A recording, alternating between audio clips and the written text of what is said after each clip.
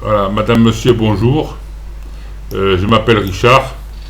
Donc, par ce message vidéo, je voulais vous faire savoir que j'ai inventé une hydroéolienne extraordinaire et fantastique. L'hydroéolienne Richard. Ben oui. Voilà, je vais vous en faire l'explication maintenant le plus rapidement possible. Mais je voulais vous dire qu'il y a des notions techniques que je suis obligé d'employer. Sans cela, ceux qui sont intéressés ne vont pas être en mesure de comprendre, ce qui est normal. Ce que je recherche, un partenaire industriel, un passage à l'antenne radio ou la télé, une interview, un reportage. Voilà, hydroéolienne Richard. Je suis autodidacte depuis mon plus jeune âge, depuis mes 10 ans, je suis passionné de technique, technologie, d'électronique, d'industrie, d'avion, de voitures, de bateaux, d'astronomie, de radioastronomie, de mixage son vidéo, d'ordinateur, de musique et de tout ce qui touche à l'high-tech ou qui va vite. Bon, c'est comme ça, les motos, les trucs, les avions, bon, c'est comme ça. On change, je ne sais pas si un jour je vais changer, mais c'est comme ça. Je passe mon temps à inventer de nouvelles machines, des innovations mineures ou majeures. J'ai inventé un train d'atterrissage. Je déteste atterrir quand je pilote un petit avion. Je déteste atterrir par le vent de travers, ça m'énerve complètement. Donc j'ai inventé un système qui économise le tarmac, les freins et qui permet d'atterrir par le vent de travers. Bon, voilà. J'ai inventé un système de signature visuelle pour les drones militaires, les avions militaires, pour réduire la signature visuelle, pas la signature radar. Voilà. Donc j'ai inventé une hydroéolienne novatrice extraordinaire appelée hydroéolienne Richard. Premièrement, fonctionnement au sol, dans l'eau et sur l'eau, voire sur le toit des immeubles. Elle profite des courants marins océans, des courants purs ou des marées, des courants fluviaux, du vent au sol, du vent sur le toit des immeubles. Elle fonctionne avec très peu d'énergie, éolienne ou hydrolienne, quelle que soit l'orientation de ce courant éolien ou hydrolien. Voilà. Deuxièmement, extrêmement rustique et facile à construire. Maintenance est très élevée. Très aisée, pardon. Pas de cerveau moteur d'orientation du mât. En site ou en azimut, ni d'orientation des pales, ce qu'on appelle le pas d'hélice. Il n'y a pas de réglage du pas pour mordre l'air, si vous voulez. Troisièmement, orientation parfaite et permanente sans aucun réglage, donc efficacité maximale non-stop. Et ce, comme je l'ai dit tout à l'heure, quelle que soit l'orientation du vent ou du courant marin. Quatrièmement, un MTBF. MTBF, ça veut dire Middle Time Before Failure, c'est-à-dire le temps moyen entre pannes.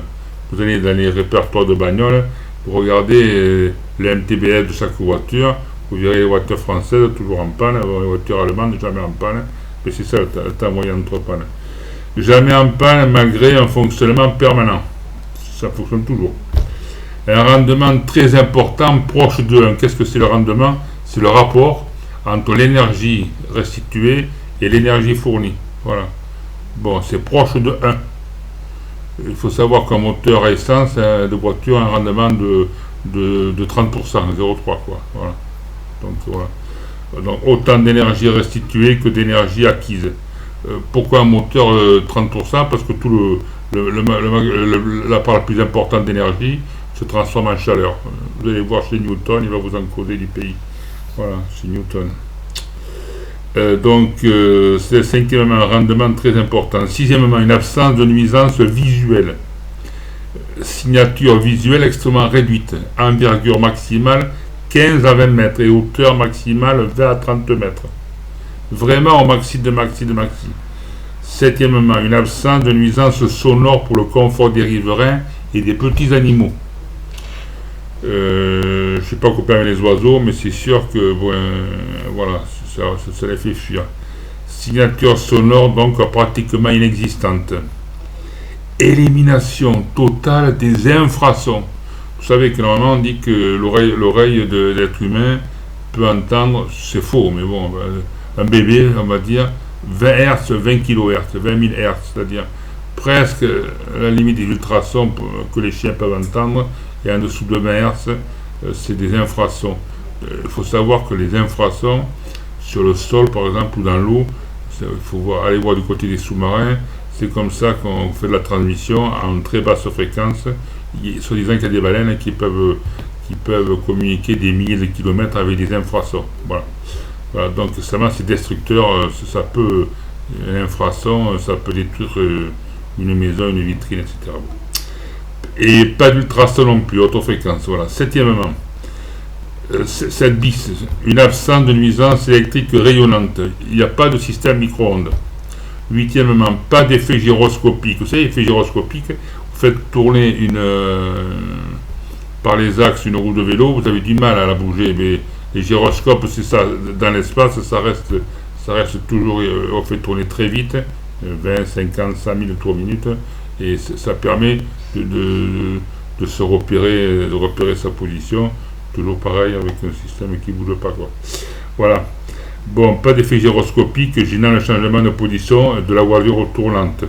D'autant plus que mon hydroéolienne Richard ne nécessite pas de réglage de l'orientation du mât avec des servomoteurs pour le positionner dans le sens du vent. Neuvièmement, poids très diminué, donc énergie cinétique, les joules donc emmagasinées très diminuées, et donc les mises en arrêt ou les freinages pour la maintenance, etc., sont très aisés, de même que l'arrêt de la machine.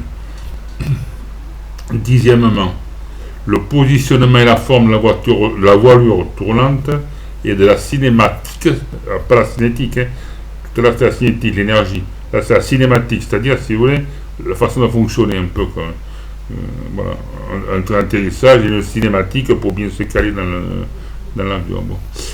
Et la cinématique générale de mon hydroéolienne sont complètement différentes des éoliennes traditionnelles et font donc l'objet d'un secret industriel que je dévoilerai le moment venu, c'est-à-dire après la possession d'un brevet technologique déposé à l'INPI.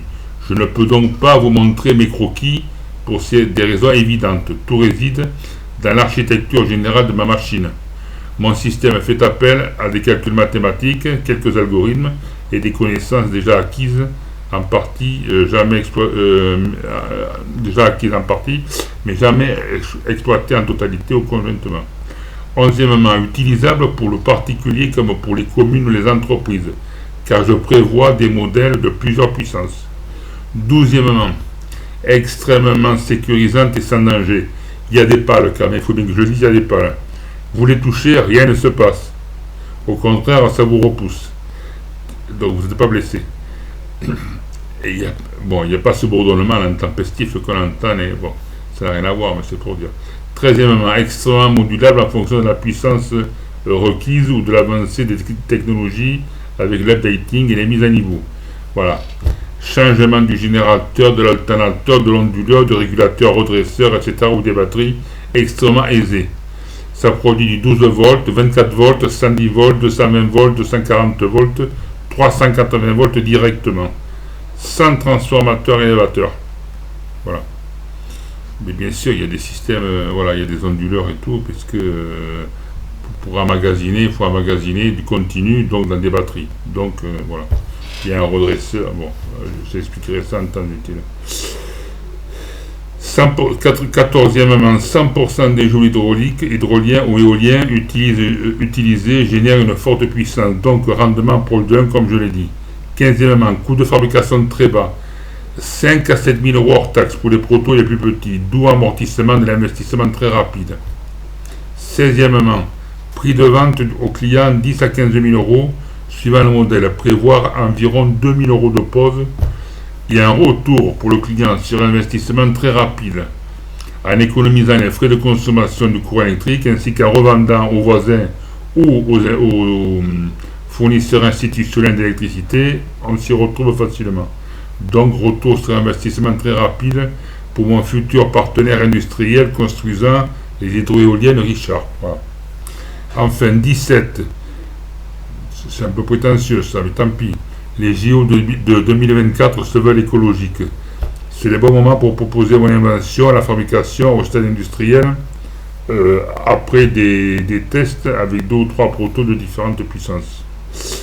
18e, je suis prêt à collaborer avec des entreprises industrielles pouvant construire mon hydroéolienne Richard.